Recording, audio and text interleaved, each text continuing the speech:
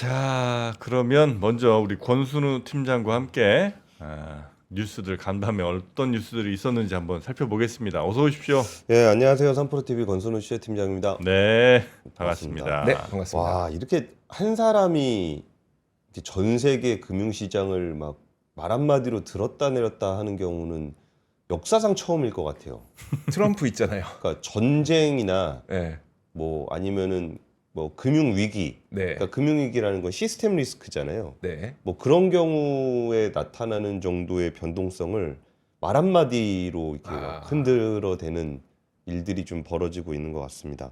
그러니까 이틀 동안 미국 증시가 워낙 많이 빠졌기 때문에 최소한 기술적 반등이라도 할 수 있지 않을까라고 기대가 장 초반에 좀 나타났었어요. 그리고 다우존스 같은 경우도 장 초반에 플러스가 났었는데 약간 약세 마감을 했습니다. 0.91% 하락했고요. 나스닥 지수도 장 초반에 좀 급등했다가 좀 약세 마감을 하면서 그래도 강보합 네. 정도의 0.1% 마감을 했고요. S&P 500은 마이너스 0.23%로 여기는 약보합 마감을 했습니다. 좀 전에 이조 기자 얘기했던 것처럼 그 중간에 한 90일 동안 뭐 연장을 뭐 일시 중단을 한다라는 불분명한 이야기가 좀 나오면서 정말 급반등하면서 시작을 했거든요. 네. 장 딱 시작하고서 여기 보시면 그 삐쭉 튀어 올라온 여기 있잖아요. 여기가 그 일종의 루머가 네. 퍼졌었던 때입니다. 그리고 이제 그 부분에 대해서 미국 정부가 그 부인을 하면서 결국 내려오긴 내려왔는데 그래도 기대감, 협상에 대한 기대감이 좀 뭐 지수를 좀 받쳐주고 있는 것 같습니다. 그러니까 어제 그 저희 악권 진행하면서 이조 기자하고 얘기 나올 때 뭐 베트남이라든지 이런 데들이 좀 세게 뭔가 네. 협상을 하려 그런다. 네. 그러면은 협상을 할 수 있다는 여지가 생기면은 거기서 좀 약간은 그뭐 공포보다는 좀 눈치를 좀 보지 않겠냐 이런 얘기를 좀 했었는데 네. 그 내용들이 어저께 조금 나오긴 나왔습니다. 물론 명확하게 나온 건 아니고요. 네. 네. 근데 거기서 지금 월스트리트저널에서 보도를 한 거는 지금 이런 현상이 뭐 관세가 워낙 시장에 미치는 영향이 크기 때문에 그렇기도 한데 그 뉴스 보고서 일어나는 이제 하이프리커런시 트레이딩, 그러니까 고빈도 매매, 네. 다다다다다다 하는 거래가 워낙 많으니까 뉴스 보고서 알고리즘이 그냥 핑 돌려버린다는 거예요. 그러니까 후루루루루 갔다 아니랜다 그러고 내려오고 그런 일들이 지금 얼마나 많은 자산 가격에 영향을 미치고 있는가라는 부분을 또 월스트리트저널에서는 좀 지목을 했습니다. 네. 그리고 지금 최근에 며칠 사이 급락했던 미국채 금리는 하루 새 좀 급등하면서 4%대로 올라서 있는 그런 상황이고요. 금리가 네. 조금 올랐습니다. 그리고 지금 트럼프 대통령이 그렇게 오매불망 그 기대했던 네. 에너지 가격 하락. 아. 지금 WTI가 배럴당 60달러까지 떨어졌습니다. 아하. 그러니까 진짜 기름값은 떨어졌어. 수요가 박살날 거라고 보는 거죠. 그렇죠. 네. 와, 경기 침체로 예. 약한 에너지 값을 만들어내는 아니 구리 가격 올라간다고 막 안 된다 이랬잖아요. 구리 가격도 엄청 떨어졌어요. 아, 참 하여튼 이걸 의도한 건 아니었을 건데요. 그러니까 밈에서 그거 돌던데. 그러니까 트럼프가 파월한테 야, 너 관세 내려 그랬더니 저희는 데이터 기반으로 그러면 데이터를 내려줄게. 꺼가. 아, 보셨죠? 저도 그거? 그거 봤어요. 네. 경기가 안 좋아지면 금리를 내릴 거 아니냐. 근데 그 뭐야 유럽은 약간 좀 깨갱하는 분위기던데. 유럽하고 캐나다하고 베트남이 제일 먼저 좀 깨갱하고 있는 분위기입니다. 그 지금 뭐 유럽은 아예 이제 서로 그냥 관세 없는 걸로 하자고. 그 또 이렇게 된 이상 비긴 걸로 하자. 예. 보통 지네들이 하는 얘기 아니에요? 야, 이거 비긴 걸로 해 그러면. 그렇게 보면 와 트럼프 어쨌든 바잉 파워가 확실히 있다 보니까 협상에서 꽤 유리한 뭐 지점에서 시작을 하는 거죠 뭐. 뭐 바잉 파워도 바잉 파워인데 파워가 있죠. 예. 마음에 안 든다고 덤빌 수는 없잖아요. 그리고 뭔가 이 협상할 때 제일 힘든 상대가 그 예측 불가능한 상대잖아요. 얘가 뭘 할지 모르겠는 놈. 네. 아, 아닙니다. 아니에요? 힘센데 예측 불가능한. 그러니까. 예. 그러니까 저는 힘센데 그 좀 이 예측 불가능한 상황을 저는 지록이마라는 표현을 요새 좀 많이 쓰거든요. 네. 한번 방송에서 얘기했던 것 같은데 네. 사슴이 말이라 그러는데 음. 그게 왜 말이냐고 말을 못합니다. 다들 그냥 조용히 그런가 보다. 아, 저 아니긴 아닌데 이러면서 이제 뭐라고 말 못하는 거죠. 그렇죠. 네. 네, 첫 번째 뉴스는 트럼프 대통령이 협상을 한다 안 한다 얘기했습니다. 한다 안 한다 얘기했다고요? 한다 안 한다. 협상을 그러니까 중국 빼고는 다 한다는 거 아니에요? 안 한다 그랬습니다. 안 한대요? 한다 그랬습니다. 왔다 갔다 했다 이거죠? 왔다 갔다라고 얘기 안 했습니다. 왔다 갔다라도 얘기했죠 또. 왔다 갔다라고 얘기하지 않았습니다. 알았어. 양자 중첩으로 얘기했습니다. 죽은 것도 아니고 산 것도 아닌. 일단은 볼게요. 일단 어제 페북에 소셜 트루스에 올라온 얘기는 중국은 이미 기록을 세운 관세, 비화폐 관세, 불법적인 기업 보조금, 장기 통화 조작에 더해 34% 보복 관세를 부과했습니다. 저는 미국의 보복에 관세를 부과하는 국가는 이미 존재하는 장기 관세 남용을 넘어서 관세를 부과하면 즉시 원래 설정된 관세보다 훨씬 더 높은 관세를 부과할 거라고 경고했습니다. 그래서 블라블라 34% 인상을 철회하지 않으면, 그러니까 중국이 34%의 보복 보복 관세를 때렸죠. 매리기로 예. 했죠. 네. 하지 않으면 4월 9일부터 중국에 50%의 추가 관세를 부과할 것입니다. 그럼 50%의 추가 관세면 몇 퍼센트가 되냐면은 한 100% 되잖아요. 펜타닐에서 20%, 그리고 상호 관세로 34%, 네. 그리고 추가 관세로 50%니까 104% 관세를 부과할 것입니다. 그러면서 중국이 요청한 우리 회의 다 종료될 것이고요. 다른 국가와의 협상은 즉시 시작될 것입니다. 된다고 얘기를 했습니다. 네. 그리고서 네타냐후 총리하고 어제 백악관 집무실에서 만났는데 네. 협상을 일시 유예할 가능성에 대해서 우리는 그것을 검토하고 있지 않다. 많은 나라가 우리와 협상하기 위해 오고 있다. 그것은 공정한 계약이 될 것이며 많은 경우에 그들은 상당한 관세를 낼 것이다. 관세가 영원할 거라고 믿는다고 하지 않았냐? 네. 라고 물어보니까 그것은 둘 다 사실일 수 있다. 관세는 영구적일 수 있으며 협상이 될 수 있다. 뭡니까 이게? 제가 정프로님한테 잘못 얘기한 거 아닙니다. 네네네. 트럼프 얘기 그대로 하는데 이게 말이 안 되잖아요. 니네 하는 거 봐서 내 맘대로 하겠다 뭐 이런 거잖아요. 아, 그거네. 그거네. 그거네요. 그러니까 하겠다 안 하겠다가 아니라 하는 거 봐서 내 맘대로 하겠다. 아, 지금 정프로님만큼 어휘력이 뛰어나지 않은 것 같습니다. 그러니까요. 야, 그렇게 설명하는 게 제일 정확하지 않았나 싶습니다.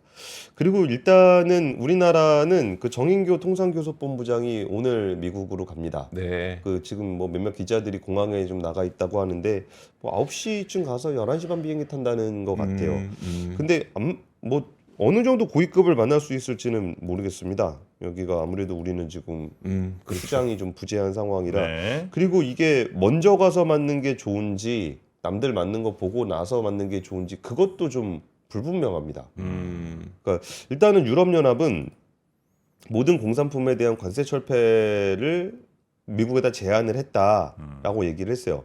그러니까 폰데라이어 EU 집행위원장이 실제로 상호 무관세를 제안했다라고 네. 좀 얘기를 했거든요. 그러니까 자동차 같은 경우에 그 EU는 미국산 자동차에 10% 관세를 부과를 하고 있습니다. 근데 EU산 자동차가 미국에 수출될 경우에는 2.5%로 상대적으로 낮은 관세를 적용하고 있습니다. 네. 그러니까 미국 차가 유럽에 오면은 10% 부과를 하고 네. 유럽 차가 미국에 가면 2.5%를 부과하니까 이거는 좀 뭐 불공정하다라고 얘기할 수도 있을 것 같아요. 네. 근데 물론 이게 자동차 한 개 품목만 가지고 매겨진 관세는 아닐 건데 뭐 그런 식으로 하기로 했습니다. 근데 우리나라 같은 경우도 FTA로 무관세이긴 하지만 픽업 트럭 같은 경우는 네. 우리나라가 좀 불리하게 돼 있습니다.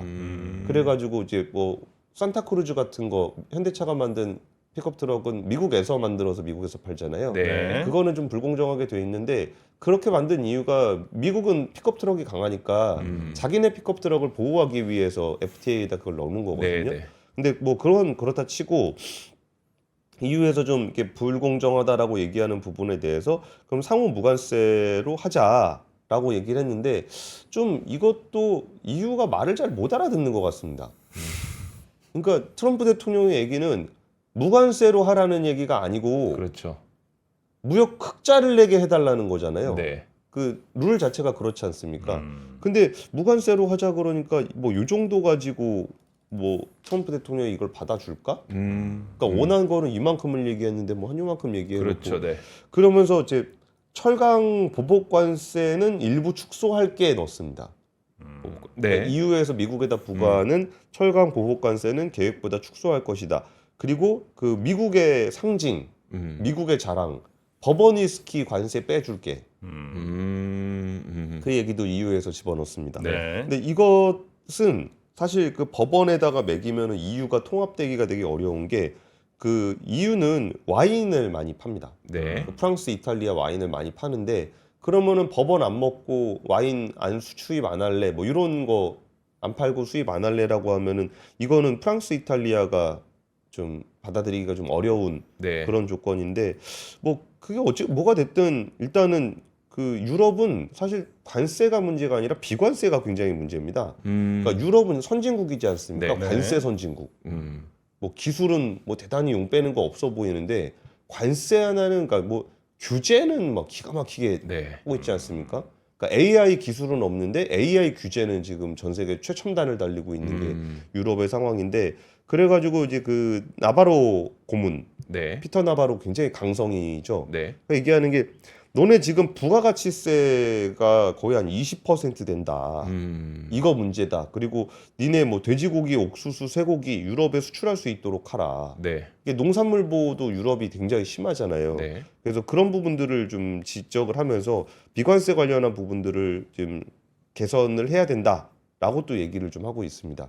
그러니까 EU가 제시했던 거는 이제 관세를 없애겠다라는 얘기인 거고 지금 미국에서 원하는 거는 관세 정도의 얘기가 아니에요. 그리고 비관세는 사실 말 조심해야 되는 게 내정 간섭입니다. 그렇겠죠. 근데 네. 그럼에도 불구하고 이런 얘기를 계속 하겠다는 거는 기존의 룰이라는 거는 그렇게까지 효용성이 좀 없어 보입니다. 네. 네. 그리고 이거 보니까 사실 우리나라가 쌀 때문에 뭐 너무 뭐 무역 장벽이 있는 거 아니냐라고 지적을 하는데 우리나라 쌀은 상대적으로 좀 양반인 것 같아요. 그러니까 미국이 농산물 대하는 거나 EU가 농산물 대하는 거 보면은 네. 정말 비관세가 심합니다. 네. 비관세 장벽이. 그런 부분들이 좀 있었고요. 그리고 그 이시바 총리는 먼저 가서 줬지 않습니까? 네. 근데 두드려 맞고 전화를 또 걸었답니다. 아, 형, 좀 이건 좀 아니지 않습니까? 라고 뭐 서운한 소리를 했는지 아니 뭐가 더 필요하십니까? 라고 얘기했는지는 모르겠으나 일단 트럼프 대통령은 강경하지만 공정한 기준으로 설정돼 있다고 얘기했다. 네. 이시바한테 얘기를 했고 그리고 이시바 총리는 협상을 위한 최고위 팀을 미국에 파견하기로 했고 그들은 무역에서 그는 또 미국을 되게 나쁘게 대했다. 그러면 그들은 우리의 자동차를 사지 않지만 우리는 그들의 자동차를 수백만 대를 산다.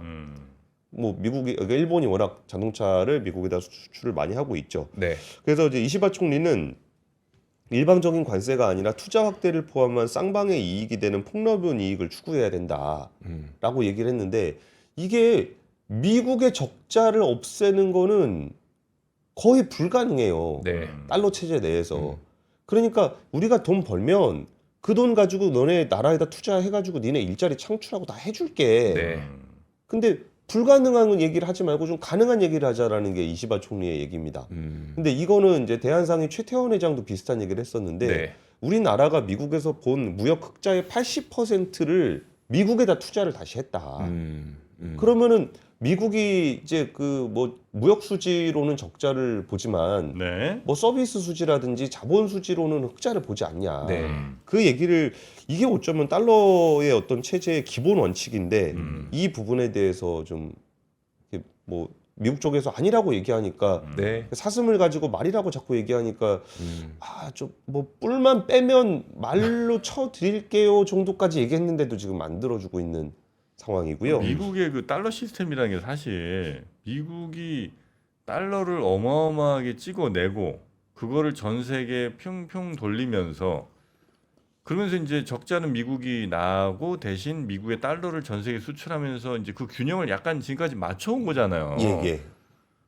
근데 지금 만약에 트럼프 말대로 그냥 야 우리 적자 국가 안 할래 만약에 흑자 혹은 뭐 그냥 저 플러스 마이너스 없이 정도 유지할 거야 만약 그렇게 하면 미국에서 그동안 생산하는 어마어마한 달러들은 계속 찍어낸 달러들은 갈 곳을 잃는 거 아니에요. 맞아요. 이거 미국 이거 큰일 날 것 같은데. 그러니까 거기도 거기고 네, 그러면은 이제 국제 통화를 흡수하는 효과가 있습니다. 그렇죠. 그럼 전 세계적인 침체가 나올 수 있죠.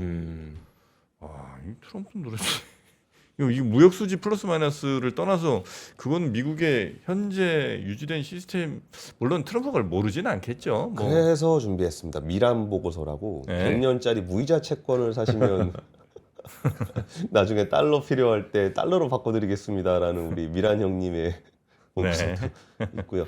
그 일단 베트남에서는 뭘 제안을 했었냐면은 일단은 그 100% 외국인이 소유한 위성을 사용할 수가 없도록 돼 있는 규제를 풀었습니다. 누구를 위해서? 일론 머스크. 스타링크를 네. 쓸 수 있도록 해주기 위해서 그랬고요. 그리고 우리 비행기 팔기 굉장히 힘들어하는 보잉을 위해서는 비에젯 한 20대 정도를 사주는 안. 베트남이 예. 네. 그리고 거기에다가 뭐 저 LNG, 네. 에탄올, 에탄, 농산물 뭐 이런 것들도 추가로 사주겠다. 그러면서 관세 제로로 만드는 안을 제안을 했습니다. 그래서 근데 그 안은 굉장히 흥미로운 게 베트남은 지금 이번 기회에 어차피 중국은 분명히 때릴 것 같으니까 네. 중국에서 공장 만들어 갖고 미국에 수출을 못 한다면은 미국에다가 돈을 퍼주더라도 공장을 자기네로 유치할 수 있다면 관세를 제로로 만들 수 있다면은 중국에 있는 공장들이 베트남으로 넘어올 거다라는 네. 전략을 가지고 있는 것 같아요. 네. 그러니까 항공기 사오고 중국에서 나오는 공장 우리가 가져가고. 그렇죠. 그런 전략인 것 같아 예, 보인다. 그러면 미국 입장에서도 중국에서 공장이 빠져나오면 네. 그쪽에 이제 뭐 일자리 문제라든지 그런 중국의 문제가 생길 테니까 그런 것도 염두에 두고 있는 것 같습니다. 네. 네.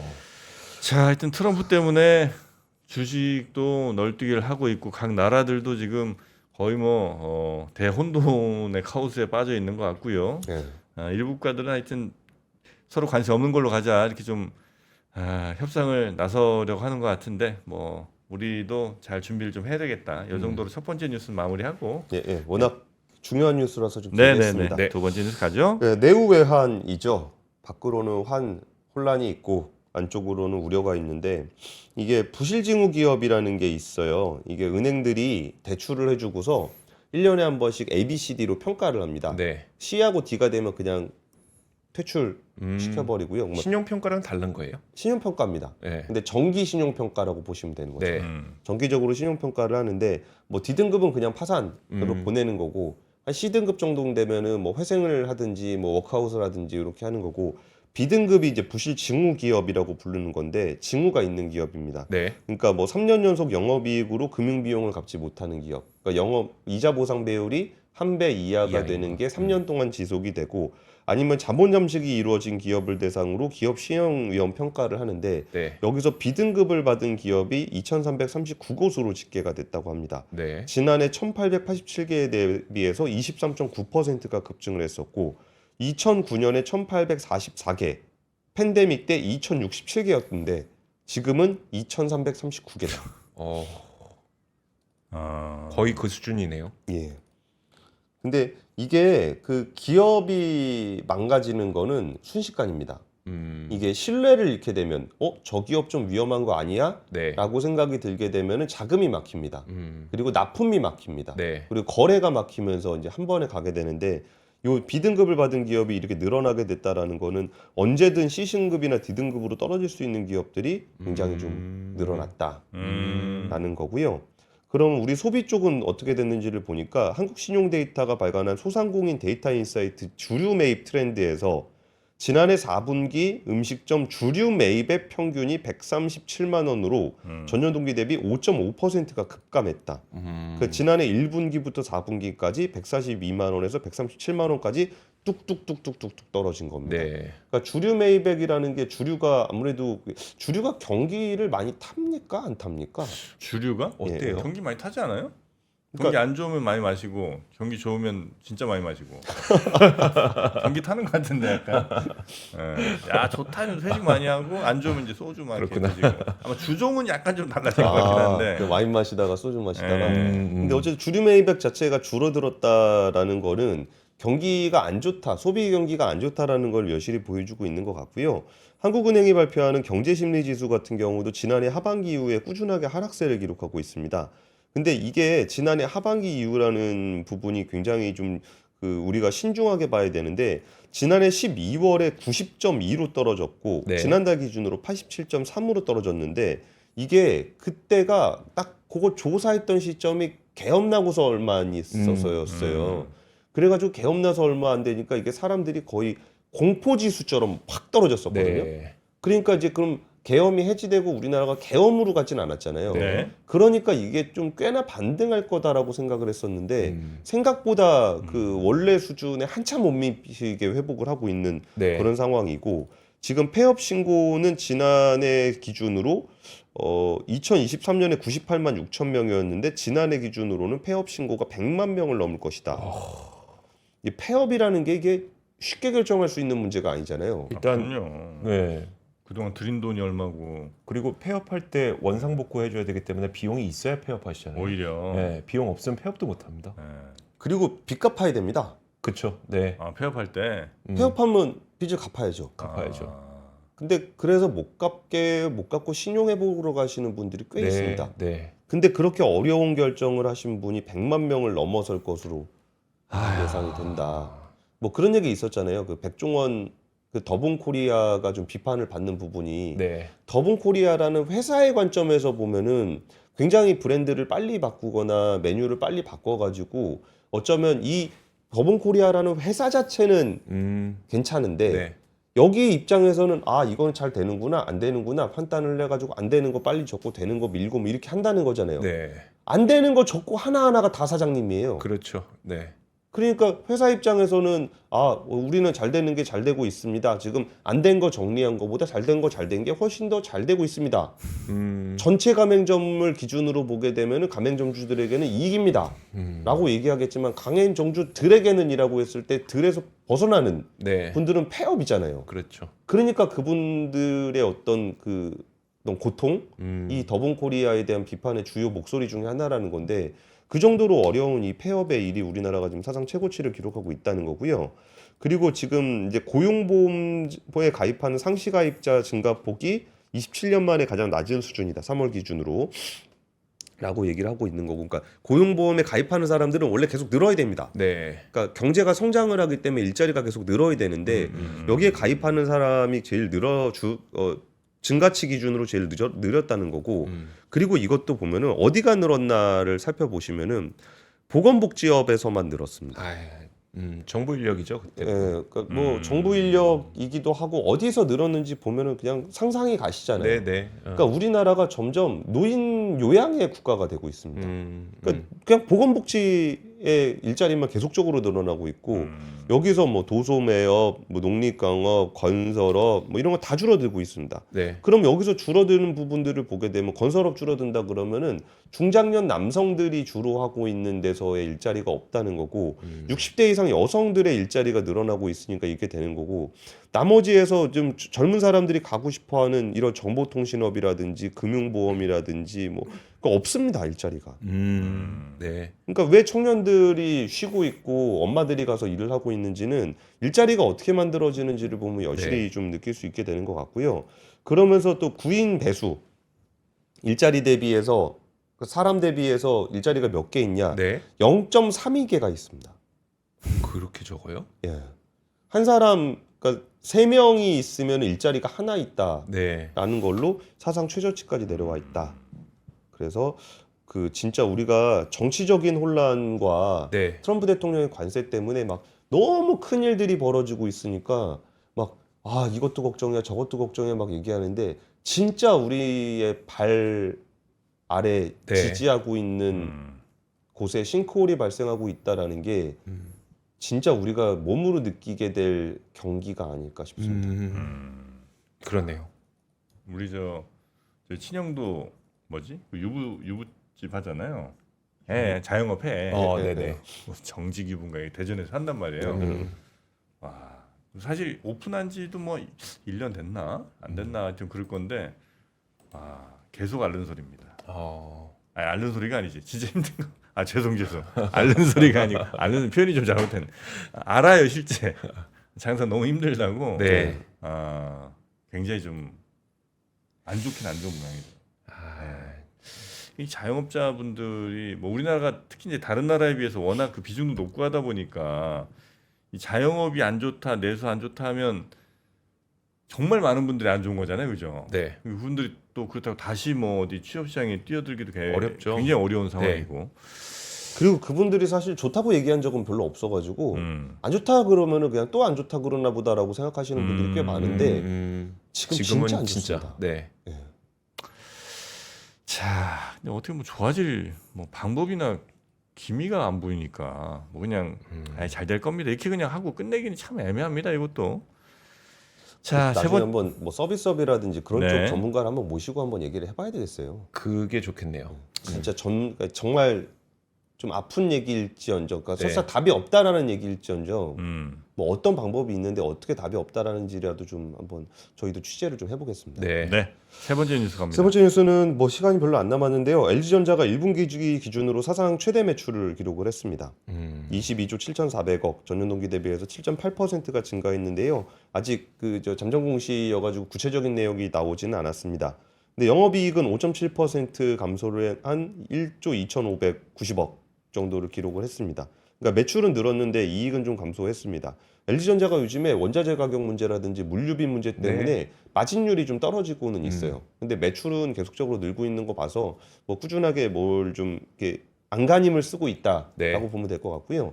그리고 좀 어제 나왔던 설명 중에 뭐 구체적인 사업부별 매출은 좀 나중에 확정 실적 나올 때 봐야 될 것 같은데 칠러 쪽이 굉장히 괜찮았다고 합니다. 냉난방 공조. 이거 제가 예전에 저번에 한번 얘기했던 것 같아요. 네네네. 되게 큰 네. 에어컨 비스무리한 네. 그런 칠러. 네. 그 뭐 데이터 센터나 막 건물이나 이런 데 들어가는 거, 물류 센터 이런 데 들어가는 거. 네. 근데 그게 한 2조 5천억 정도 매출이 났대요. 전체 매출이 22조인데. 예. 와. 거의 한 10%는 이 칠러 사업으로 됐다라는 거고. 그래요. 그리고 뭐 상업용 디스플레이 해외 수주도 있었고, 그리고 의외로 웹 OS, 웹 OS. LG TV에 광고 붙이는 거, 그게 돈이 돼요? 그거 되죠. 그게 돈이 됩니까? 그러니까 LG가 이렇게 TV가 있으면 LG TV 사면은 기본적으로 그거를 깔아주잖아요. 그러니까 TV를 워낙 많이 파니까. 네, 네. 그러니까 TV 바탕화면 같은 거죠. 그쵸. 네. 근데 거기가 채널이잖아요. 네. 네. 그럼 여기 우리도 3%도 좀 넣어달라 그러면 안 돼요? 그러니까 그 공짜로 해줘요? 공짜로가 아니라 우리가 받아야죠. 받아야죠. 그러니까 우리가 우리가 돈 콘텐츠를 제공하는 거니까. 아 그래? 그리고 콘텐츠를 제공하면 거기다 광고를 이렇게 붙이잖아요. 네. 그럼 광고 이익을 쉐어하는 거거든요. 아 그래요? 근데 그 돈으로 이제 LG가 뭐 한 조 단위로 돈을 벌고 있다 그러니까 하겠습니다.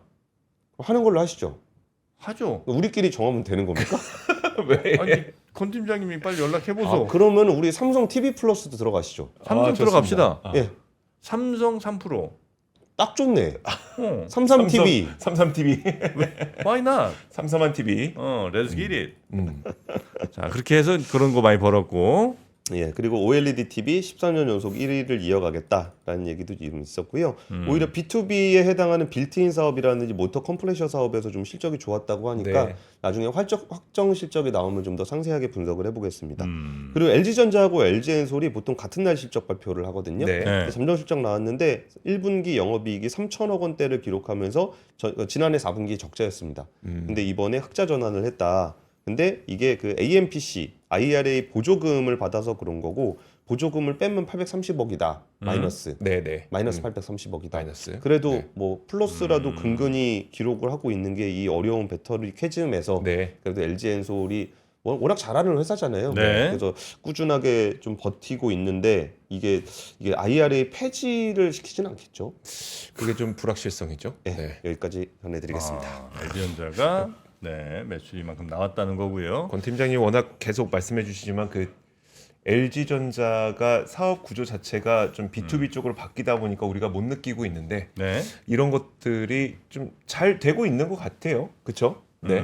돼야 하죠. 예. 네, 우리 돼야죠. 기업들이 네 열심히 또 하고 있는 상황. 음, 하여튼 우리 기업들이 좀 다 잘 돼야. 그러니까요. 네, 뭐 주식시장에서 조금 화나는 거는 뭐 화나는 거고 어쨌든 기업들이 좀 영업들 잘하고 수출 잘해야 우리 전체 국가의 또 부가 좀 늘어나고. 사실 그렇게- 그게 또 네. 자영업자분들이 또 좋아지는 하나의 방안이기도 하잖아요. 그렇죠. 그럼 네. 뭐 하다못해 뭐 통장에 그래도 뭐 한 플러스 한 100만 원, 200만 원 찍혀야 뭐 한 번씩 뭐 족발도 시켜 먹고 하는 거 아니겠어요? 맞습니다. 그러니까요. 네. 근데 그럴 때 시켜 먹을 족발은 어떤 족발이 좋을까요? 감성 족발이 좋습니다. 감성 족발입니다. 네. 감성 족발. 요게 족발인가 싶은 생각이 들 족발인가 정도로. 감성인가. 네. 네. 향이 원래 오. 보통 족발은 이제 3번 먹는다고 하잖아요. 눈으로 한 번, 코로 한 번, 입으로 한 번. 네. 일단은 그 갈색 빛이 싹 도는 요 족발. 보여드릴게요. 예. 짜잔. 아유, 이럴 때 또 한번 클로즈업 싹 들어가줘야 되는데. 손 대야지 손. 네. 그렇지. 보이시나요? 예, 감성 족발 한번 맛을 한번 보세요. 네. 예, 요게 이제 뼈 제외 무게 한 팩에 300g. 한 팩에 300g이면 뭐 두 분이 드시기 조금 모자랄 수 있겠고 혼자 먹기는 넉넉하고. 예. 그리고 요게 이제 수비드 조리라고 네. 아시죠? 그렇게 천천히 따끈한 물에서 이렇게 익히는 그 방식. 음. 예, 수비드 조리 플러스 오븐 구이 방식을 택했기 때문에 아주 촉촉하고 담백한. 보통 이 스테이크 같은 거 수비드 많이 하지 않습니까? 네네. 오. 그 방식으로 감성 족발을 만들어서 집에서는 그냥 전자레인지 1분만 돌리시면 됩니다. 진짜 맛있어요. 한번 드셔보세요. 그 말씀하시느라고 못 드셨죠? 저는 드시고 나면 맛은 좀 달라질 것 같아요. 예, 오. 그래서 요거 4팩을 저희가 이제 드리고 난 진짜 좀 먹어보고 싶은데. 네. 이게 족발에다가 예. 보통 못 싸서 드세요. 권 팀장님은 족발에 뭐랑 같이 드세요? 족발에? 김치랑 먹고 있습니다. 예. 족발은 김치랑 같이 먹어야죠. 오늘은 웬일로 저도 주셨네요. 진짜 맛있다. 그래서 저희가 신세계 푸드의 호텔 김치까지 준비를 했습니다. 포기김치 3.3kg, 그 다음에 총각김치 2kg. 이거 제가 김치 평소에 많이 드세요? 김치 맨날 먹죠 나는. 저 원래는 많이 안 먹었거든요. 예. 그래서 제가 맛있는 맛있네. 김치만 먹는데, 입이 까다롭구나. 예, 김치만 그래요. 오, 무가 달라. 나 너무 오버하는 것 같다. 근데 너무 맛있어요, 진짜. 김치는 일단 배추가 생명입니다. 배추랑 무가 생명이죠. 그렇죠. 그러니까 이 배추를 얼마나 잘 절였는가 이게 굉장히 중요하잖아요. 그래서 아삭아삭이 얼마나 유지되는가. 그렇죠. 잘했네. 그리고 이게 그 무 자체가 갖고 있는 단맛 있죠. 네? 그게 나는 무가 있어요. 그런 무를 써야죠. 근데 그런 무 썼네. 그래서 포기김치 3.3kg, 총각김치 2kg. 그래서 국내산 재료로 쓴 거 저희가 59,000원에 준비했습니다.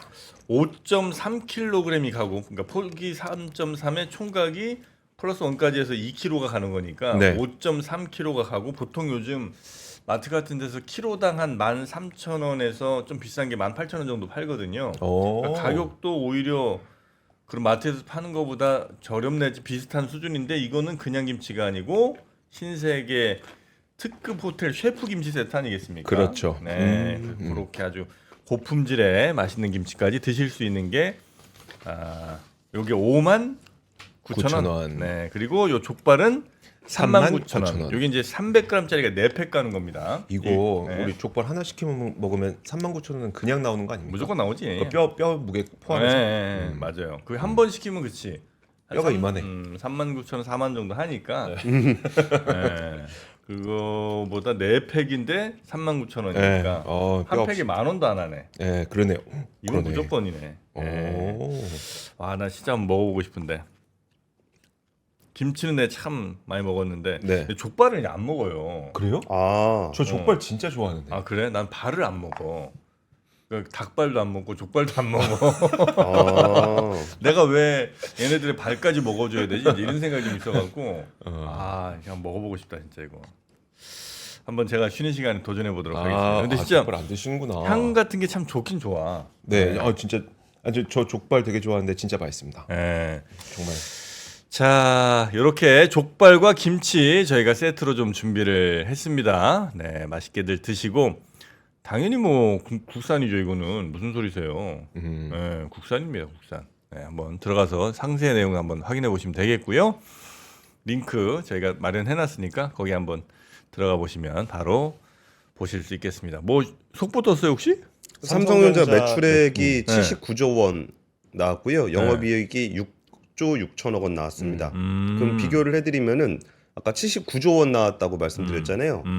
한 컨센서스가 한 76조 5천억 정도 됐었어요. 근데 79조면은 서프라이즈입니다. 네. 아, 그래요? 영업이익 같은 경우도 한 5조 4천억, 5조 5천억 정도가 컨센이었는데 네. 지금 6조 6천억 나왔으니까 이거는 서프라이즈가 나왔습니다. 네. 그러니까 반도체 사이클이 다운 사이클로 간다 그래가지고 걱정을 많이 했는데 그거에 비하면은 실적이 굉장히 잘 나온 것 같습니다. 네, 네. 뭐 자세한 얘기는 박분창 기사님이 또 해주시지 않을까 싶습니다. 네. 야, 내 발 안 먹는다니까 참 또 곱게 자랐다 그러시네. 아, 여러분 오해하지 마세요. 못 먹어봐서 못 먹는 거예요. 나는 회도 군대 제대하고 처음 먹어봤어요. 아. 예. 음. 고기도 잘 못 먹었어. 네. 워낙 없어서 못 먹어갖고 내가 익숙하질 않은 거예요. 그 고기도 먹어본 사람은 잘 먹는다고. 그렇긴 하죠. 네. 참나. 자, 우리 권순우 팀장님 고생 많으셨고 내일 뵙겠습니다. 네, 내일 뵙겠습니다. 감사합니다.